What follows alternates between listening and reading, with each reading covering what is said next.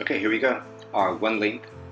So I'll begin by dividing the back in two major sections. And I'll comb out my horizontal sections. Now, as you cut the one length, make sure that your eyes are right exactly in front of what you're cutting, and pay special close attention to the actual angle of the tips of your shears. Also, it's best to have the model stand up while you put in this one length, and whenever possible, cut on the skin. Take my next sections down, and I work in small, manageable sections. Now make sure you're combing the hair actually to where it falls naturally. This is a lot more, it's easier said than done. Natural fall, that means there's no over direction. So a gauge that I use as I comb the hair, I make sure that the strands of hair that I comb, I ensure that they're parallel to the teeth of my comb. If I'm over directing off, then I'll see the imbalance of that line, and then I'll have to go back and comb the hair to natural fall again. Because if you're over directing off and you're cutting square lines, the end result is your lines will not be square. So it's kind of funny, but for me personally, the hardest thing about cutting a one length is actually combing the hair to natural fall. Okay, and as I approach this haircut, I'm always standing directly in front of what I'm cutting. My eyes are level to all the details that I'm creating. This is essential because, again, you want to go in and nail that one length technically when the hair is wet. So once it's dry, and after you go back and clean your shape, the line's that much more pristine. So again, pay close attention to the angle of your shears, eyes at the level of what you're creating. And then when you finish up a line, just start checking out your line from multiple angles. The reason why I'm cutting on the back is because this is actually the only way I can nail that one length. If my model were seated in the cutting chair, that chair would totally throw off my line, or I'd have to start elevating the hair and just actually cutting a perfect square line using elevation between your fingers. It's impossible. You can get really close to perfection, but you'll always have errors because of it's humanly impossible to elevate every single section to the exact same point. So I much prefer, whenever possible, I'll have my model or my client stand up as I put in the one length, especially through the back. Now again, making sure that you comb the hair directly to where it falls naturally. As I'm cutting, I go in and I nudge that line. I don't take a big swipe with my shears. I just work that line in little by little. I work it like a half an inch to the next half an inch to the next half an inch. And then once I incorporate everything together, then I'm okay. Also, I like using the base of my comb.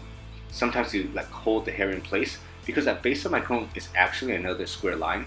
So then I can visually, I have a nice standard of reference to, I want to make the line that I'm cutting as clean as the back of my comb.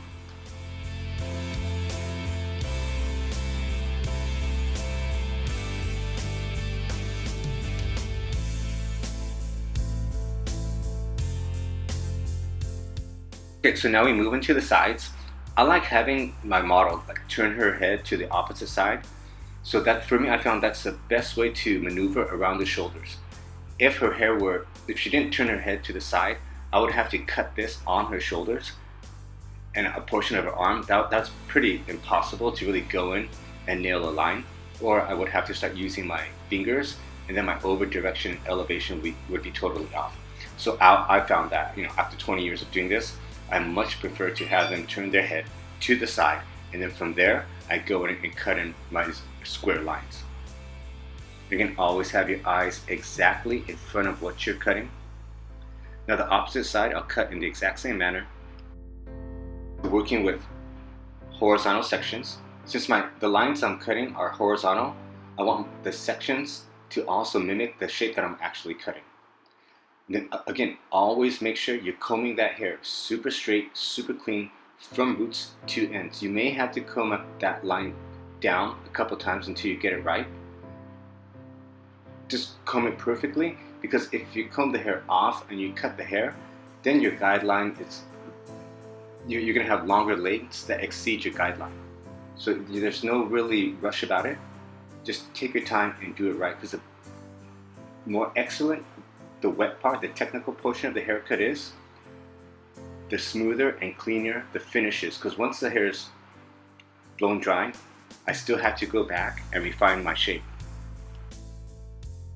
Okay, it's still always working in manageable sections. You can place the back of your comb there for visual reference and also to hold the hair in place. And again, from the standing position, that's your natural position.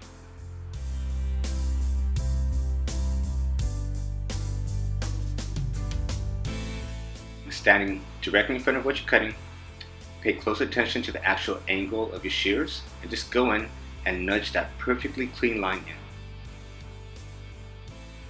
Okay, so now that the cut's finished, I'm going to go in and I'll finish off the hair. So as I start off drying, when the hair is wet, I'll use a lot of tension just to pull that cuticle smooth.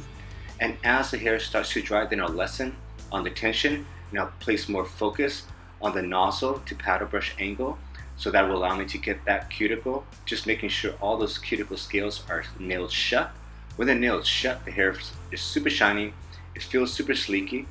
And again, here I'm not going in for any like artificial root lift. I just want to get a nice natural finish because her hair is naturally straight, so I'll finish it naturally straight. But with my finish, the end result will be a lot shinier and the hair texture will feel so much more smoother, so long as that cuticle scale is nailed shut.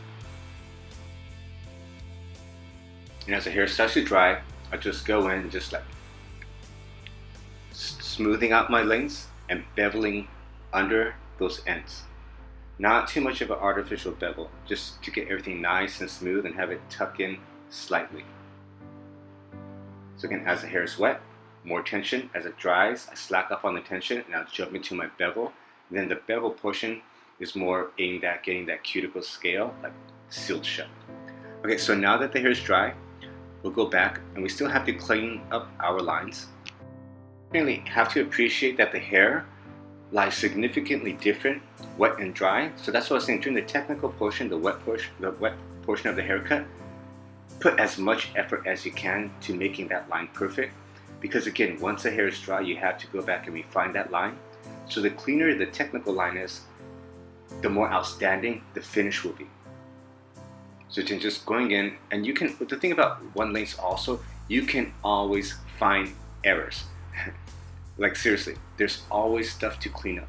So whenever you think that line's good enough, just stop, take a deep breath, close your eyes for like 3 seconds, look back at your line with fresh eyes, and I promise you, you'll always be able to find a little bit more fine tuning that you can work on.